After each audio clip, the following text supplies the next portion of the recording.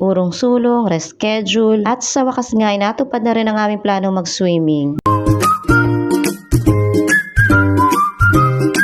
Dahil hindi nga magpanagpo ang aming mga schedule, ay natagalan bago nakulayan. Pagkababa ng mga gamit, ay nagpalit na kagad ang mga bagets upang makapag-swimming na. Halos isang buwan din yata sila nag-countdown bago ang swimming na ito. Perfect for families itong resort. Dahil bukod sa napakalawak niya, ay marami din siyang amenities for kids. At bukod doon ay bawat sulok ay may mga lifeguards. Literal na hindi na kami sumusunod sa aming mga anak dahil alam namin na may nagbabantay sa kanila. At medyo nakatipid nga din kami dahil 300 pesos lang per head. At magre-rent ka lang ng cottage, depende sa head count. Malaki din ang kanilang grilling area at meron ding designated trash bin per cottage. Mangyak-ngyak na nga si Jowa sa uso. Sabay-sabay ba naman nag-ihaw? Nagdala na nga lang kami ng liempo at bangus at dyan na namin niluto. Dahil siya ang nakaisip na yun ang uulamin namin kaya siya ngayon ang magtitiis. Sa kakapuspon nga, hindi ko na malayan ang araw na yan ay birthday pala ni Jowa. Pinaalala lang ng anak ko sa akin. Kung kailan naman relax ang isip ay hindi na maaalala ang mga bagay-bagay. Kaya naman wala kaming dalang cake. At ito nga yung aming iihawin. Kaya siguro sumama loob niya sa akin. Pero okay lang dahil yung cellphone niya na nahulog sa araw na yan ay naibalik din sa kanya. At ang dami kong background music. Mga asong nagtatahulan at yung mga nagvi-video okay. It is a public resort pero napakalawak niya. Kung ayaw mo mag-swimming sa kasikatan ng araw ay pwede naman mag-night swimming. Pero pinili namin ang day swimming para mas intense. Intense yung pangingitim. Mas maraming mabababaw na pool kaysa malalim. Dahil alam naman natin na kapag swimming ay mas mag-i-enjoy talaga mga bata kaysa mga matatanda. Pero wag ka dahil sa mga oras na iyan, parehas bata at matatanda ay lumublob talaga sa pool. At may pa-bubble shower pa nga sila. Hindi ko nga lang nakuha na ng video dahil hindi ko nadala ang phone ko. Ang ganda din ng araw na napili namin dahil hindi masyadong matao. Pero kahit naman siguro matao, ay carry lang dahil hindi naman mag-aagawan sa shower room dahil napakadami. Yun nga lang, hindi ka na sure sa pool. Baka yung iba doon ay umiihi na. At sa sobrang katuwaan niya, ay halos ayaw na kumain ng mga bata. Kung hindi mo patatawagin at pagagalitan, ay wala na silang pakialam. Nabubusog na ata sila kaiinom ng tubig sa pool. Nakailang beses nga din ako nag-slide dyan kasama ang mga anak ko. Yung akala ko hindi ako mag-e-enjoy, nagkakamali na naman ako. Nag-request nga kasi si Bunso na sabay daw kami mag-slide. Gusto niya rin pala ako makakasama, akala ko ay ayaw niya. At bilang birthday nga ni Jowa, ay at kinantahan na nila kahit doon na lang sa pakanta babawi. Pero medyo problemado pa yan siya sa mga oras na yan dahil nga doon sa phone niya. Yung nakapulot kasi ay nasa biyahe pa kaya hindi agad na ibalik sa kanya. Thanks God at thank you kuya dahil hindi niya pinagka-interesan yung cellphone. Sadyang may mga taong mabubuti pa rin talaga. Nagumpisa na rin nga kami kumain dahil gutom na ang lahat. Kinakailangan talagang kumain. Unlike sa mga bata, hindi naman kami nabubusog kaka-swimming lang. Isang oras din kami nagbabad kasama mga bata. Pagkatapos kumain ay nakilangoy na rin kami. Kung hindi nga lang sobrang init, ay malamang matagal din kami nagbababad. Ang kaso mo nga, ang itim-itim ko na nga, ilalo ko pang susunugin ang aking balat. Ang hirap kaya mag-recover ng balat ng mga matatanda. Unlike sa mga bata na kapag nagbabalat na, ay back to normal na kanilang mga kulay. Kaya tama na nga sa amin yung isang oras. Pero sa isang oras na yun ay sobrang pagod na ang aking katawan. 2 days bago makarecover sa pagod. Pero di bali na basta't masaya. Maraming salamat po sa manunood.